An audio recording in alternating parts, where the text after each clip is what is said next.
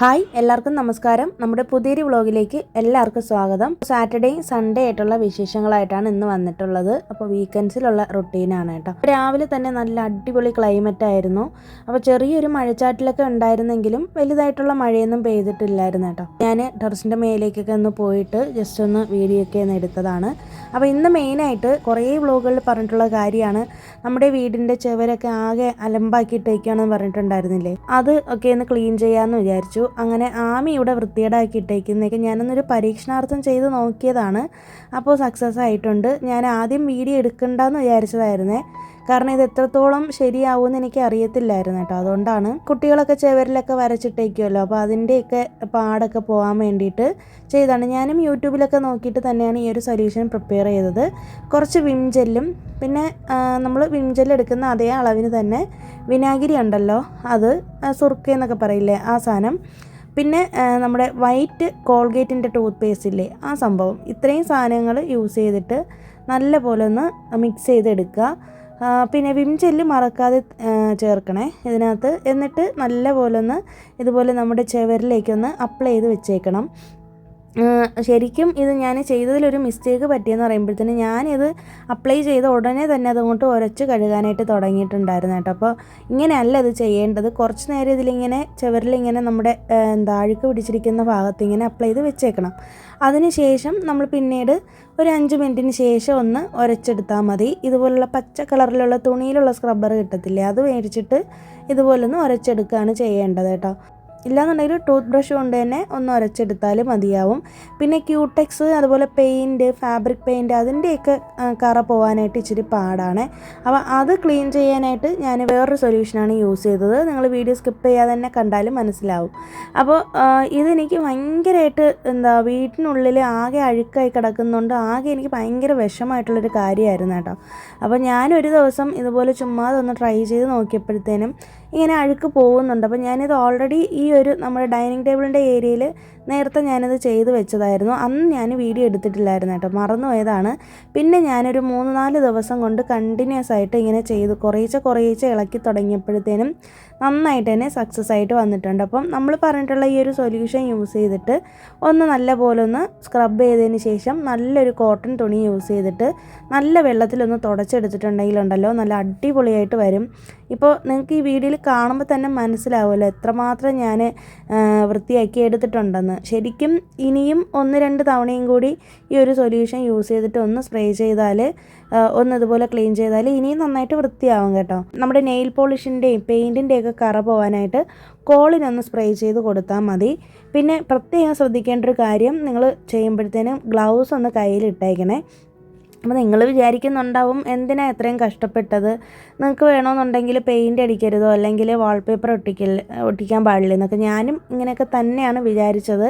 പക്ഷേ നമ്മളെക്കൊണ്ട് വലിയ ചിലവില്ലാതെ ചെയ്യാൻ പറ്റുന്ന കാര്യമാണല്ലോ, വീട്ടിലുള്ള കാര്യങ്ങൾ യൂസ് ചെയ്തിട്ട് തന്നെ നമുക്ക് ചെയ്യാൻ പറ്റുന്നതുകൊണ്ടാണ് ഞാനൊന്ന് ട്രൈ ചെയ്ത് നോക്കിയതായിരുന്നു. അപ്പോഴത്തേനും സക്സസ് ആയി. അപ്പോൾ നിങ്ങളായിട്ടൊന്ന് ഷെയർ ചെയ്യാമെന്ന് വിചാരിച്ചു കേട്ടോ. അങ്ങനെ എൻ്റെ ഏറ്റവും വലിയൊരു സങ്കടം മാറി കിട്ടിയിട്ടുണ്ട്.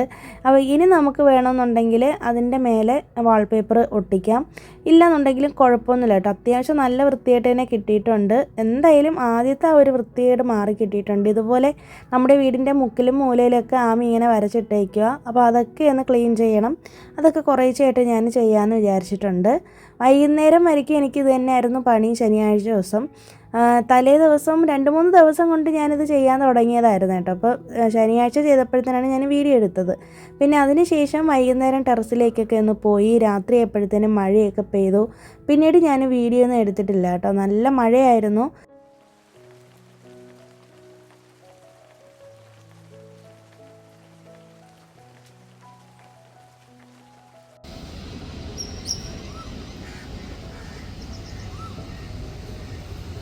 പിന്നെ ഞാൻ സൺഡേ രാവിലെയാണ് വീഡിയോ എടുത്തിട്ടുള്ളത്. ഞാൻ പറഞ്ഞില്ലേ കഴിഞ്ഞ വീഡിയോയിൽ എനിക്ക് മനസ്സിനാകെ ഒരു സങ്കടമൊക്കെ ഉണ്ടായി. വല്ലാത്തൊരു വിഷമത്തിലൊക്കെ ആയിരുന്നു എന്ന്. എന്താണെന്ന് എനിക്ക് അറിയത്തില്ല. ചില ദിവസങ്ങളിൽ ഇങ്ങനെ ഭയങ്കരമായിട്ട് മൂഡ് സ്വിങ്സ് വരാറുണ്ട്. അങ്ങനെയുള്ള സമയത്ത് ഞാൻ ഇതുപോലെ രാവിലെ 5 തിരിയിട്ട് വിളക്ക് കൊളുത്തും. അപ്പോൾ എനിക്ക് വിളക്ക് കൊളുത്തി പ്രാർത്ഥിക്കുമ്പോഴത്തേനും ഭയങ്കര ഒരു ആശ്വാസം തോന്നാറുണ്ട് കേട്ടോ. അപ്പോൾ എൻ്റെ അന്ധവിശ്വാസമാണോ വിശ്വാസം കൂടുതലാണോ എന്നൊന്നും എനിക്കറിയത്തില്ല. ഓരോരുത്തർക്കും ഓരോ രീതിയിലാണല്ലോ. അപ്പോൾ സാധാരണ എനിക്ക് വിഷമമോ സങ്കടമൊക്കെ വരുമ്പോഴത്തേനും ഞാൻ എൻ്റേതായ കാര്യങ്ങളിൽ ബിസി ആയിട്ടിരിക്കാനാണ് ശ്രദ്ധിക്കാറുള്ളത്. പക്ഷേ എന്തൊക്കെ ചെയ്തിട്ട് എനിക്ക് ഒട്ടും അങ്ങോട്ട് മൂഡ് ഓക്കെ ആവുന്നില്ല. ഭയങ്കര വിഷമമായിരുന്നു. എന്താണ് കാര്യമെന്ന് എനിക്കറിയത്തില്ല. അപ്പോൾ നിങ്ങൾക്കും അങ്ങനെ ഉണ്ടാവാറുണ്ടോ എന്നുള്ളതൊന്ന് പറയണേ. എന്താണെന്ന് റീസൺ അറിയത്തില്ല കേട്ടോ. നമുക്ക് റീസൺ അറിയത്തില്ല എന്താന്ന്. പക്ഷേ നമുക്ക് ഭയങ്കര ഒരു വിഷമമായിരിക്കും ഉള്ളിൻ്റെ ഉള്ളിൽ.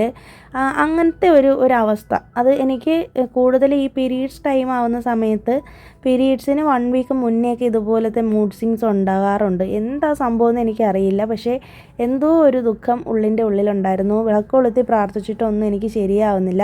പിന്നെ എന്നോട് ഹസ്ബൻഡ് പറഞ്ഞു നമുക്കൊന്ന് പുറത്തൊക്കെ ഒന്ന് പോയിട്ട് വരാം, നമ്മൾ ഇത്രയും ദിവസം വീട്ടിലിങ്ങനെ ഇരുന്നത് കൊണ്ടായിരിക്കും. എന്നാലും ഞങ്ങൾ മാക്സിമം പുറത്തൊക്കെ പോകുന്നവരാണ്. നിങ്ങൾക്കറിയാമല്ലോ, സാറ്റർഡേ സൺഡേ കിട്ടുവാണെങ്കിൽ ഞങ്ങൾ എന്തായാലും പുറത്ത് പോവും. ഹസ്ബൻഡ് എന്നെ കൊണ്ടുപോകാറുണ്ട്. ഞാൻ പോകണ്ടെന്ന് പറഞ്ഞാലും ഹസ്ബൻഡാണ് എന്നെ ഏറ്റവും കൂടുതൽ പുറത്ത് കൊണ്ടുപോകാനായിട്ട് നിർബന്ധിക്കുന്ന ആൾ. അങ്ങനെ ഞങ്ങൾ പുറത്തേക്ക് പോകുന്നുണ്ട്. അപ്പോൾ ഇന്ന് എന്തായാലും ആമിക്കൊരു റെയിൻ കോട്ടും കൂടി മേടിക്കണമായിരുന്നു. എനിക്ക് പുറത്ത് പോകാനും ഭയങ്കര മടിയായിരുന്നു കേട്ടോ. എനിക്ക് തീരെ അങ്ങോട്ടൊരു ഉഷാറില്ലാത്ത പോലെ ആയിരുന്നു. പുറത്ത് പോയപ്പോഴത്തേനും ഇതുപോലെ ഞങ്ങൾ ആദ്യം ശരവണയിലിട്ടാണ് പോയത്. അപ്പോൾ ശരവണയിൽ നിന്ന് ആമിക്കൊരു റെയിൻ കോട്ട് എടുക്കണമായിരുന്നു. അങ്ങനെ റെയിൻ കോട്ട് എടുത്തു. പിന്നെ ഇപ്പോൾ അവിടെ ആടി സെയിൽ നടക്കുന്നുണ്ട്. അപ്പോൾ കുറച്ച് കളക്ഷൻസൊക്കെ ഞാൻ ചുമ്മാ അതൊന്ന് നോക്കിയതായിരുന്നു കേട്ടോ. അപ്പോൾ ഇത് നമ്മുടെ ടിഷ്യൂ മെറ്റീരിയലിൽ വരുന്ന ടോപ്സാണ്. ഇതിപ്പോൾ ആടി സെയിൽ നടക്കുന്നതുകൊണ്ട് 50% ഓഫ് ഉള്ളതുകൊണ്ട് 385 റുപ്പീസിന് ഈ ടോപ്പ് കൊടുക്കുന്നുണ്ടായിരുന്നു. അപ്പോൾ ഇതിൻ്റെ സെയിം ടോപ്പ് എനിക്ക് ഇതുപോലെ അനിയനും നാത്തൂനൊക്കെ വന്നപ്പോഴത്തേനും എനിക്ക് ഓണത്തിന് ഇതുപോലെ അവർ എടുത്തു തന്നിട്ടുണ്ടായിരുന്നു. എനിക്കും നാത്തൂനും ഒരേപോലത്തത് അനിയൻ ഇങ്ങനെ മേടിച്ചു തന്നിട്ടുണ്ട്. അപ്പോൾ ഇത് ശരിക്കും പാൻറ്റും ഷോളും ഒക്കെ വരുന്നൊരു മോഡലായിരുന്നു കേട്ടോ. ഞങ്ങളിത് മാളിൽ നിന്ന് എടുത്തതാണ്. അവരിത് എനിക്ക് മാളിൽ പോയപ്പോഴത്തേനും എടുത്തു തന്നതാണ്. സ്പെൻസർ പ്ലാസ മാളിൽ നിന്ന് എടുത്തു തന്നതാണ്. അത് ഒരു പീസിന് തന്നെ ഒരു പാൻറ്റും ഷോളും ടോപ്പും കൂടെ ചേർത്തിട്ട് തന്നെ അന്ന് 1500 റുപ്പീസായി. ഇപ്പോൾ ഇതിവിടെ നമ്മുടെ ശരവണയിൽ ഇതിൻ്റെ ടോപ്പ് മാത്രമായിട്ട് 385 കൊടുക്കുന്നുണ്ട്. കണ്ടപ്പോഴത്തേനും എനിക്ക് ഭയങ്കരമായിട്ട് ഇഷ്ടപ്പെട്ടു കേട്ടോ. പിന്നെ ഇപ്പോൾ ഞാൻ എന്തായാലും എടുത്തില്ല തൽക്കാലം. എനിക്കിപ്പോൾ ഈ ഇടയ്ക്കായിട്ട് കുറേ തുണികൾ ഹസ്ബൻഡ് മേടിച്ച് തന്നതാണ്. അപ്പോൾ എന്തിനാ ചുമ്മാ വെറുതെ തുണികൾ മേടിച്ച് കൂട്ടണ്ടെന്ന് വിചാരിച്ചു കേട്ടോ. പിന്നെ എന്തായാലും നമുക്കിനിയിപ്പോൾ ദിവസം കിടക്കുകയാണല്ലോ. ആടി സെയിൽ തുടങ്ങിയിട്ടേ ഉള്ളൂ. ഭയങ്കര തിരക്കായിരുന്നു ഈ ആടി സമയത്തൊക്കെ. ആടിമാസത്തിലൊക്കെ ഭയങ്കര തിരക്കാണ്. ശരവണയിൽ കയറാൻ പോലും പറ്റില്ല.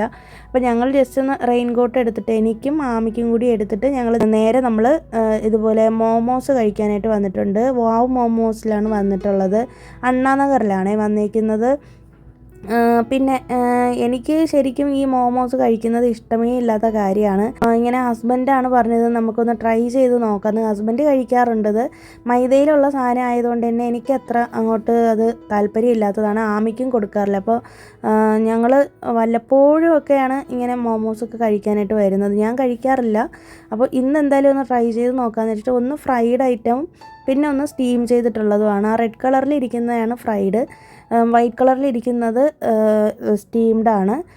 രണ്ടും ചിക്കൻ്റെ ആണ് കേട്ടോ. അപ്പോൾ അത് നല്ലതായിരുന്നു. കഴിച്ചപ്പോഴത്തേനും എനിക്കിഷ്ടമായി. അതിൻ്റെ സോസ് എനിക്ക് കഴിക്കുന്നത് ഇഷ്ടമല്ല. സോസ് ഇല്ലാതെയാണ് ഞാൻ കഴിച്ചത്. പിന്നെ അത് കഴിഞ്ഞിട്ട് നേരെ ഹസ്ബൻഡ് എന്നോട് പറഞ്ഞു നമുക്ക് എന്തായാലും ഇതുവരെ വന്നതല്ലേ, അതുകൊണ്ട് നമുക്ക് കോറ ഫുഡ് സ്ട്രീറ്റിലേക്ക് പോകാമെന്ന് പറഞ്ഞു. അപ്പോൾ ഈ ഒരു ഷോപ്പ് നിങ്ങൾക്ക് അറിയാമായിരിക്കും ചെന്നൈയിലുള്ളവർക്ക്. അണ്ണാനഗറിൽ ഭയങ്കര ഫേമസ് ആയിട്ടുള്ളൊരു ഷോപ്പാണ് കേട്ടോ. ഇത് ഒരു സ്ട്രീറ്റ് ഷോപ്പ് പോലത്തെ ഒരു സംഭവമാണ്. ശരിക്കും ഇവിടെ വൈകുന്നേരം 6 മണിക്ക് ശേഷമാണ് ഓപ്പൺ ആവുന്നത്. ഞങ്ങളിപ്പോൾ ഇവിടെ ഒരു 5:30 ആയപ്പോഴത്തേനും വന്നിട്ടേ ഉള്ളൂ. ഇപ്പോൾ ഇവിടെ ഓപ്പണായി തുടങ്ങിയിട്ടേ ഉള്ളൂ. 7 മണി തൊട്ട് വെളുപ്പിന് 3 മണി വരെയാണ് ഇവിടുത്തെ ഫുഡ് സർവീസൊക്കെ ഉള്ളത്. ഡെയിലി ഉണ്ട് ഇവിടുത്തെ ഈ ഷോപ്സൊക്കെ. ഇതിനുള്ളിൽ കുറേ അധികം ഫുഡ് സ്ട്രീറ്റ് പോലെ ഇഷ്ടംപോലെ ഷോപ്സ് ഉണ്ടായിരിക്കും. ഞങ്ങൾ നേരെ വന്ന് കയറിയപ്പോഴത്തേനും ഇതുപോലെ കേരള എക്സ്പ്രസ് എന്ന് പറഞ്ഞിട്ടുള്ള നമ്മുടെ മലയാളിയുടെ കട കണ്ട് കേട്ടോ. ഇത് ശരിക്കും ഞങ്ങൾ യൂട്യൂബിൽ നോക്കിയിട്ട് വന്നതാണ്. കഴിഞ്ഞ വർഷം എനിക്ക് ഇതുപോലെ ബർത്ത്ഡേക്ക് ഹസ്ബൻഡ് എന്നെ ഇവിടെയാണ് കൊണ്ടുവന്നത്. കഴിഞ്ഞ എൻ്റെ ബർത്ത്ഡേക്ക്. അപ്പോൾ അന്നത്തെ പഴയ നമ്മുടെ വ്ളോഗ് ചാനലിൽ ഞാൻ ഇട്ടിട്ടുണ്ടായിരുന്നു ഈ ഒരു സ്ഥലം. പക്ഷേ അന്ന് നമുക്ക് അറിയത്തില്ലായിരുന്നു ഇതുപോലെ ഇവിടെ കേരള ഹോട്ടൽ ഉണ്ടെന്നുള്ള കാര്യം. പിന്നീട് അതിനുശേഷം ഞങ്ങൾ വീട്ടിൽ വന്നതിന് ശേഷം ഇതുപോലെ നോക്കിയപ്പോഴത്തേനും ഉണ്ട് ഇതുപോലെ കേരള എക്സ്പ്രസ് എന്ന് പറഞ്ഞിട്ടൊരു കടയുണ്ടെന്ന് കണ്ടു. അപ്പോൾ ഇപ്രാവശ്യം എന്തായാലും ജസ്റ്റ് ഒന്ന് കയറി നോക്കാമെന്ന് വിചാരിച്ചിട്ട് അങ്ങനെ വന്നതാണ്. നമ്മളിപ്പോൾ ഇവിടെ നിന്ന് ഫുഡൊന്നും കഴിച്ചിട്ടില്ല, ജസ്റ്റ് ഒന്ന് നോക്കാനാണ് വന്നത്. അപ്പോൾ നോക്കിയപ്പോഴത്തേനും മിക്കവാറുമുള്ള നമ്മുടെ നാട്ടിൽ കിട്ടുന്ന എല്ലാ ഐറ്റംസും ഉണ്ട് കേട്ടോ. കിഴി പൊറോട്ടയാണ് ഇവിടുത്തെ ഏറ്റവും പ്രത്യേകതയുള്ളത്. പിന്നെ ബീഫ് ഫ്രൈയും ബീഫ് കറിയും അങ്ങനെ കുറേയധികം നമ്മുടെ നാട്ടിലത്തെ വെറൈറ്റി സംഭവങ്ങളൊക്കെ ഉണ്ട്. ജസ്റ്റ് നമ്മളൊന്ന് നോക്കിയതിന് ശേഷം ഇവിടെ നിന്നൊന്നും തന്നെ കഴിച്ചിട്ടില്ല കേട്ടോ. കാരണം നമ്മൾ ഓൾറെഡി നമ്മുടെ മോമോസിൽ നിന്ന് കഴിച്ചിട്ടല്ലേ വന്നത്. അതുകൊണ്ട് ഇനിയിപ്പോൾ എന്തായാലും ഇവിടെ നിന്ന് ഫുഡ് കഴിക്കണ്ടെന്ന് വിചാരിച്ചിട്ട് ഞങ്ങളവിടെ നിന്ന് കുറച്ച് നേരം അവിടെ സ്പെൻഡ് ചെയ്തിട്ട് നമ്മൾ സിനിമയ്ക്ക് പ്ലാൻ ചെയ്തിട്ടുണ്ടായിരുന്നു. ശരിക്കും നമ്മളിങ്ങോട്ട് വരാനുള്ള കാരണം തന്നെ 7:30 ഫിലിം. ഇന്ത്യൻ 2 ഫിലിമിനാണ് ബുക്ക് ചെയ്തിട്ടുണ്ടായിരുന്നത്. അപ്പോൾ വൈകുന്നേരം 7:30 സിനിമയെങ്കിലും ഞങ്ങൾ വീട്ടിൽ നിന്നൊരു 3 മണിയായപ്പോഴത്തേനും ലഞ്ചൊക്കെ കഴിച്ചിട്ട് ഇറങ്ങിയായിരുന്നു കേട്ടോ. അത്രയും നേരം 3 മണിക്ക് നമ്മൾ നേരെ അങ്ങോട്ടേക്ക് ശരവണയിലും പോയി നമ്മുടെ മോമോസിലൊക്കെ കയറിയിട്ടും നമുക്ക് ഇനിയും സമയം ഒരുപാട് കിടക്കുന്നതുകൊണ്ട് ഹസ്ബൻഡ് എന്നോട് പറഞ്ഞത് നമുക്കിപ്പോൾ 5:30 ആയിട്ടുള്ളൂ, നമുക്ക് ജസ്റ്റ് ഇവിടെ ഒന്ന് കയറി കണ്ടിട്ട് ഒരു 6:30 ആകുമ്പോഴത്തേനും നമുക്ക് നേരെ തിയേറ്ററിലേക്ക് പോകാമെന്ന് പറഞ്ഞു. അപ്പോൾ അതുവരേക്കും ഇവിടെ നിന്നിട്ട് ചുമ്മാതെ ഒന്ന് വീഡിയോ എടുത്തതാണ്. അപ്പോൾ നിങ്ങൾക്കും കൂടി കാണാമല്ലോ എന്ന് വിചാരിച്ചിട്ട് എടുത്തതാണ്. പിന്നെ റീസെൻ്റായിട്ട് വന്നിട്ടുള്ളൊരു കമൻറ്റാണ്. അപ്പോൾ നിങ്ങൾക്ക് കുറേ നമ്മുടെ പുതിയ സബ്സ്ക്രൈബേഴ്സ് വന്നിട്ടുണ്ടല്ലോ. ഏറ്റവും വലിയൊരു സന്തോഷം എന്ന് പറയുന്നത് നമ്മുടെ ചാനൽ 500 സബ്സ്ക്രൈബേഴ്സ് ആയിട്ടുണ്ട്. ഒരുപാട് സന്തോഷമുണ്ട്. ഞാൻ ഒരിക്കലും പ്രതീക്ഷിച്ചില്ല ഇത്രയും പെട്ടെന്ന് നമുക്ക് 500 സബ്സ്ക്രൈബേഴ്സൊക്കെ ആവുമെന്ന്. ഓരോരുത്തരും തരുന്ന സപ്പോർട്ടിന് ഒത്തിരി ഒത്തിരി ഒത്തിരി നന്ദിയുണ്ട്. പിന്നെ നമുക്ക് 1-2 നമ്മുടെ സബ്സ്ക്രൈബേഴ്സ് ചോദിച്ചിട്ടുള്ളൊരു ഡൗട്ടാണ്, നമ്മുടെ ഫാമിലി മെമ്പേഴ്സിനുള്ള ഡൗട്ട് തന്നെയാണത്. എനിക്ക് വേറെ ചാനലുണ്ടല്ലോ, എന്തുകൊണ്ടാണ് നിർത്തിയെന്നുള്ളത്. ശരിക്കും ഉണ്ടല്ലോ, എനിക്ക് ഇതിപ്പോൾ 3ാമത്തെ ചാനലാണ്. ഫസ്റ്റ് ഞാൻ സ്റ്റാർട്ട് ചെയ്തത് അത്വീസ് കുക്ക് ബുക്ക് എന്ന് പറഞ്ഞിട്ടൊരു കുക്കിംഗ് ചാനലാണ് ഞാൻ സ്റ്റാർട്ട് ചെയ്തത്. 2018 ഞാനത് സ്റ്റാർട്ട് ചെയ്തത്. അതിനകത്ത് കുറേ റെസിപ്പീസൊക്കെയാണ് ഇട്ടുകൊണ്ടിരുന്നത്. അങ്ങനെ ഇട്ടുകൊണ്ടിരുന്ന കുറച്ച് നാൾ ഞാൻ ഗ്യാപ്പ് എടുത്തായിരുന്നു, വീഡിയോസൊന്നും ഇടാതായി. ഏകദേശം ഒരു 2000 സബ്സ്ക്രൈബേഴ്സ് അതിലായിട്ടുണ്ടായിരുന്നു കേട്ടോ. 2000-ൽ കൂടുതലായിട്ടുണ്ട്, 2300 മറ്റോ ആയി. അങ്ങനെ കുറച്ച് നാൾ ഞാനിങ്ങനെ വീഡിയോ ഇടാതിരുന്നപ്പോഴത്തേക്കും ഇതുപോലെ എൻ്റെ ചാനൽ ഡിലീറ്റ് ആയിപ്പോയി. എങ്ങനെയാണെന്ന് എനിക്ക് അറിയത്തില്ല കേട്ടോ, അത് ഡിലീറ്റ് ആയിപ്പോയി. പിന്നെ അങ്ങനെ ആകെ വിഷമത്തിലിരുന്നപ്പോഴത്തേനും കുറച്ച് നാൾ കഴിഞ്ഞപ്പോൾ പിന്നെ ഞാനൊരു 6 മാസത്തെ ഗ്യാപ്പ് എടുത്തതിന് ശേഷം പിന്നീട് അത്വീസ് വ്ളോഗ് എന്ന് പറഞ്ഞിട്ടൊരു ചാനൽ ക്രിയേറ്റ് ചെയ്തിട്ടുണ്ടായിരുന്നു. അത് ആ ഒരു ചാനലിൻ്റെ ഉദ്ദേശം കുക്കിംഗ് മാത്രമല്ല, ഇതുപോലെ വ്ളോഗ്സും കൂടിയൊക്കെ മിക്സ് ചെയ്തിട്ടാണ് ഇട്ടുകൊണ്ടിരുന്നത്. അങ്ങനെ നമ്മുടെ ചാനലിൽ ആ സെക്കൻഡ് ചാനലിലും ഒരു 993 സബ്സ്ക്രൈബേഴ്സ് ആയ സമയത്തുണ്ട് ഞാനിങ്ങനെ പെട്ടെന്ന് ഇങ്ങനെ ഒരു തീരുമാനം എടുത്തു. അതായത് ലൈഫ് സ്റ്റൈൽ വ്ളോഗ്സ് മാത്രം ഉൾപ്പെടുത്തിക്കൊണ്ട് പുതിയൊരു ചാനൽ സ്റ്റാർട്ട് ചെയ്തിട്ട് മറ്റേ ചാനലിൽ ട്രാവലിംഗ് വ്ളോഗ്സ് മാത്രമായിട്ട് ഇടാമെന്നുള്ളത്. അങ്ങനെ ട്രാവൽ വ്ളോഗ്സൊക്കെ ഇടാമെന്നൊക്കെ പറഞ്ഞിട്ട് അങ്ങനെ ഞാൻ ആ ചാനൽ ശരിക്കും വേണമെങ്കിൽ ലോഗ് ഔട്ട് ചെയ്തിട്ട് പിന്നെ ഞാനത് നോക്കാനായിട്ട് പോയില്ലായിരുന്നു കേട്ടോ. അതാണ് ഞാൻ ചെയ്ത ഏറ്റവും വലിയൊരു അബദ്ധം എന്ന് പറയുന്നത്. പിന്നീട് ആ ചാനലിൻ്റെ പാസ്വേഡൊക്കെ ഞാൻ മറന്നുപോയിട്ട് പിന്നെ എനിക്കത് റിക്കവർ ചെയ്യാനൊന്നും പറ്റുന്നുണ്ടായിരുന്നില്ല. ഇതിനിടയിൽ ആ ചാനൽ ഞാൻ നോക്കിക്കൊണ്ടിരുന്നിട്ടുണ്ടായിരുന്ന ഫോൺ കേടായിപ്പോയി. പിന്നെ ആ ചാനൽ എനിക്ക് ഓപ്പൺ ചെയ്യാനോ ഒന്നിനും പറ്റാതെ ആയിപ്പോയി കേട്ടോ. അപ്പോഴാണ് പിന്നീട് ഞാനത് കൂടുതലായിട്ട് ശ്രദ്ധിക്കാതായത്, അത്വീസ് വ്ളോഗ് എന്ന് പറയുന്ന ചാനൽ. പിന്നെ ഞാൻ കണ്ടിന്യൂസ് ആയിട്ട് ഇതിലാണ് വ്ളോഗ്സ് ഇട്ടുകൊണ്ടിരുന്നത്. ഇപ്പോൾ നിലവിൽ എനിക്ക് ഈ ഒരു ചാനലാണ് ഉള്ളത്. അപ്പോൾ മറ്റേ ചാനൽ എനിക്ക് എപ്പോഴെങ്കിലും റിക്കവർ ചെയ്യാൻ പറ്റുവാണെങ്കിൽ തീർച്ചയായിട്ടും അതിൽ ഞാൻ ട്രാവൽ വ്ളോഗ്സൊക്കെ ഇടാമെന്ന് ഉദ്ദേശിക്കുന്നുണ്ട്. പക്ഷേ അതിൽ ഒരു 400-ൽ കൂടുതൽ വീഡിയോ ഞാൻ ഇട്ടായിരുന്നു. അതിന് ശേഷമാണ് എനിക്ക് 990 സബ്സ്ക്രൈബേഴ്സ് ആയതും. പക്ഷേ അതും എനിക്ക് ഭയങ്കര ഒരു വിഷമമായിരുന്നു കേട്ടോ. നമ്മൾ ഇത്രയും കഷ്ടപ്പെട്ട് വീഡിയോസൊക്കെ ഇട്ടിട്ടും നമുക്ക് റീച്ചൊന്നും കിട്ടുന്നില്ല എന്നുള്ളൊരു സങ്കടം എൻ്റെ ഉള്ളിലുണ്ടായിരുന്നു. പക്ഷേ എന്തായാലും ഓരോരുത്തരുടെ വിധിയാണല്ലേ, അതൊക്കെ നമ്മുടെ കയ്യിലല്ലല്ലോ. പിന്നീട് ഞാൻ എന്തായാലും തീരുമാനിച്ചുറപ്പിച്ചൊരു കാര്യമാണ്, എന്തായാലും ഈ ഒരു ചാനൽ മാത്രം കോൺസെൻട്രേറ്റ് ചെയ്യാം എന്നുള്ളത്. നമ്മുടെ ഒരു 2-3 സബ്സ്ക്രൈബേഴ്സിന് ഡൗട്ട് വന്നിട്ടുണ്ടായിരുന്നു എന്തുകൊണ്ടാണ് മറ്റേ ചാനലിൽ വീഡിയോ ഇടാത്തതെന്ന്. ശരിക്കുള്ള റീസൺ ഇതാണ്. ശരിക്കും ഇപ്പോൾ എനിക്കതിൽ വീഡിയോ ഇടാൻ പറ്റാത്തതിൽ ഭയങ്കര സങ്കടമുണ്ട്. പക്ഷേ എന്തായാലും ഇതിൽ കൂടുതൽ ആക്റ്റീവ് ആവാമെന്ന് വിചാരിച്ചിട്ടാണ്. പിന്നെ എനിക്ക് ഡെയിലി വീഡിയോ ഇടാൻ പറ്റുന്നില്ല. മുന്നേ ഞാനിങ്ങനെ ഷോർട്സ് ഇട്ടുകൊണ്ടിരിക്കുമായിരുന്നു. നമ്മുടെ ജിനി ചേച്ചി ചോദിച്ചിട്ടുണ്ടായിരുന്നു ഇതുപോലെ ഡെയിലി വീഡിയോ ഇട്ട് കഴിഞ്ഞാൽ പെട്ടെന്ന് നമുക്ക് 1K സബ്സ്ക്രൈബേഴ്സൊക്കെ ആവുമല്ലോ എന്ന്. ശരിയാണ്, പക്ഷേ എനിക്ക് സമയം കിട്ടുന്നില്ല. ശരിക്കും ഈ ഒരു ആഴ്ചയിൽ 3 വീഡിയോ എടുത്ത് എഡിറ്റ് ചെയ്ത് വോയിസൊക്കെ കൊടുത്ത് വരുമ്പോഴത്തേനും തന്നെ ആകെ അങ്ങോട്ട് ടയേർഡ് ആവുന്നുണ്ട്. കാരണം നമ്മുടെ വീട്ടു ജോലികളും എല്ലാം കൂടി എന്നെ കൊണ്ട് പറ്റുന്നില്ല കേട്ടോ. അതുകൊണ്ടാണ് പിന്നെ തിങ്കൾ ബുധൻ വെള്ളി ദിവസങ്ങളിൽ നമ്മൾ ലോങ് വീഡിയോ ആക്കിയിട്ടുള്ളത്.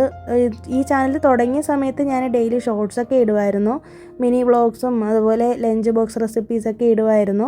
പക്ഷേ ഇപ്പോൾ എനിക്ക് അതിനും ടൈം കിട്ടുന്നില്ല. ഒന്നാമത്തെ കാര്യം ഞാൻ പറഞ്ഞില്ലേ, എനിക്ക് ഇടയ്ക്കായിട്ട് ഇങ്ങനെ ഫോൺ അധികം യൂസ് ചെയ്തതിൻ്റെ പേരിൽ ഇങ്ങനെ കണ്ണിന് പ്രശ്നം ഉണ്ടായിട്ടുണ്ട്. അപ്പോൾ ഇടയ്ക്ക് വെച്ച് ഐ ചെക്കപ്പൊക്കെ ചെയ്തതായിരുന്നു. അങ്ങനെ ഫോണിൻ്റെ യൂസ് കുറയ്ക്കണമെന്നാണ് ഡോക്ടർ പറഞ്ഞിട്ടുണ്ടായിരുന്നത്. അതൊക്കെ കൊണ്ടാണ് ഞാൻ പിന്നെ വീഡിയോസൊക്കെ കുറച്ചത്. ഡെയിലി എനിക്ക് ഷോർട്സ് എടുത്ത് എഡിറ്റ് ചെയ്യാനും ഒക്കെ എനിക്ക് ബുദ്ധിമുട്ടുണ്ട്, ഇങ്ങനെ കണ്ണിന് പ്രശ്നം ഉള്ളതുകൊണ്ട്. അപ്പോൾ ഒരുപാട് റിസ്ക് എടുത്ത് എൻ്റെ ഹെൽത്ത് നോക്കാതെ ഞാൻ ചെയ്തിട്ട് കാര്യമില്ലല്ലോ. അപ്പോൾ ഹസ്ബൻഡും എന്നെ വഴക്ക് പറയും ഞാനിങ്ങനെ ഹെൽത്ത് നോക്കുന്നില്ല എന്ന് പറഞ്ഞിട്ട്.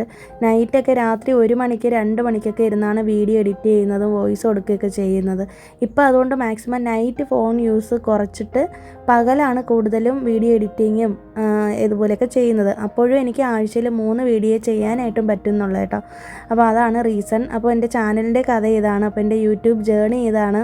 അപ്പോൾ അങ്ങനെ നമ്മുടെ 3ാമത്തെ ചാനലുമായിട്ട് ഇങ്ങനെ കൊണ്ടുപോയിക്കൊണ്ടിരിക്കുകയാണ്. അപ്പോൾ നിങ്ങൾ ഓരോരുത്തരും തരുന്ന സപ്പോർട്ടിനും കമൻറ്റിനും ഒത്തിരി നന്ദിയുണ്ട്. അപ്പോൾ നമ്മളെക്കുറിച്ച് അങ്ങനെ ചോദിക്കാനായിട്ട് തോന്നുന്നുണ്ടല്ലോ, അത് തന്നെയാണ് ഞാൻ ഏറ്റവും സന്തോഷമായിട്ട് ഞാൻ കാണുന്നൊരു കാര്യം എന്ന് പറയുന്നത്. പിന്നെന്താ, ഫാമിലിയിൽ ആരൊക്കെ ഉണ്ടെന്ന് ഒരു കുട്ടി ചോദിച്ചിട്ടുണ്ടായിരുന്നു. ഇവിടെ ശരിക്കും ഞാനും ഹസ്ബൻഡും എൻ്റെ മോളുമാണ്. പിന്നെ ഹസ്ബൻഡിൻ്റെ അച്ഛനും ഹസ്ബൻഡിൻ്റെ അനിയനും വൈഫും ഉണ്ട്. അപ്പോൾ അനിയനും വൈഫും അച്ഛനും ഒക്കെ താഴെയാണ് താമസിക്കുന്നത്. അമ്മ ഇല്ല, അമ്മ മരണപ്പെട്ടു. അമ്മ ശരിക്കും ഞങ്ങളുടെ കല്യാണം ഉറപ്പിച്ച ആ ഒരു ടൈമിലായിരുന്നു അമ്മ ഇങ്ങനെ ആയത്. അപ്പോൾ അമ്മയില്ല കേട്ടോ, അമ്മയില്ല. ഞാൻ കല്യാണം കഴിഞ്ഞ് വന്നപ്പോഴും ഈ വീട്ടിൽ ഹസ്ബൻഡും അച്ഛനും അനിയനും മാത്രമാണ് ഉണ്ടായിരുന്നത്. ഞങ്ങളുടെ കല്യാണമൊക്കെ ഉറപ്പിച്ചതിന് ശേഷമാണ് അമ്മ മരണപ്പെട്ടത്. അപ്പോൾ ഇത്രയാണ്, നിങ്ങളുടെ ഡൗട്ടൊന്ന് ക്ലിയർ ചെയ്യണമെന്ന് വിചാരിച്ചു. ഇത്രയൊക്കെ ഉള്ളൂ ഇന്നത്തെ വീഡിയോയിലെ വിശേഷങ്ങൾ. നല്ലൊരു വീഡിയോ ആയിട്ട് നമുക്കിനി വെള്ളിയാഴ്ച വീണ്ടും കാണാം. അതുവരേക്കും എല്ലാവർക്കും ബൈ. Thanks for watching.